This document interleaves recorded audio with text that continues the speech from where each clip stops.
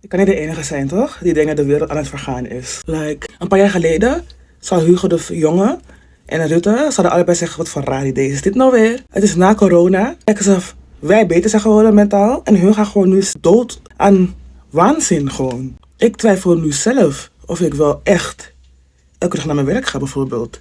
Alles wordt zo vaag. Ik mag niks meer benoemen, dus ben ik nou gegaan of niet? Krijg ik nou betaald of niet? Ik weet het niet. Ik heb 2 theorieën, misschien 3. We kijken wel. De eerste, dit is een straf voor alle vrouwen, omdat de meeste vrouwen nu geen enkele shit van jullie pikken. Willen jullie ons geslacht nu straffen? Want ik hoor niks over papa of vader of ouder die het kind niet heeft gebaard.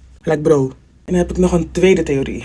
Of hunzelf willen gewoon die geslachtsverandering ondergaan, maar ze durven niet. Dus dan denken ze, weet je, als ik het niet durf, dan moet iedereen daaraan lijden. Dus dan gaan we gewoon geen geslacht meer hebben. Is het niet erg als ik me geen man voel? Niemand is eigenlijk een man. Dus dan val ik niet op. En de derde, 2,5 is gewoon echt enorme zelfhaat hebben. En het op ons projecteren. Wereldwijd is het normaal om de biologie van de mens serieus te nemen.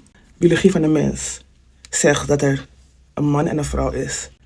Een vagina en een penis. Dat zijn de 2 meest bekende geslachten. En dan heb je natuurlijk uitzonderingen als het gaat om het biologische aspect. Maar dat kan je altijd terug zien in het gen. Biologisch dus. Dus mensen hoeven niet nu te komen noemen.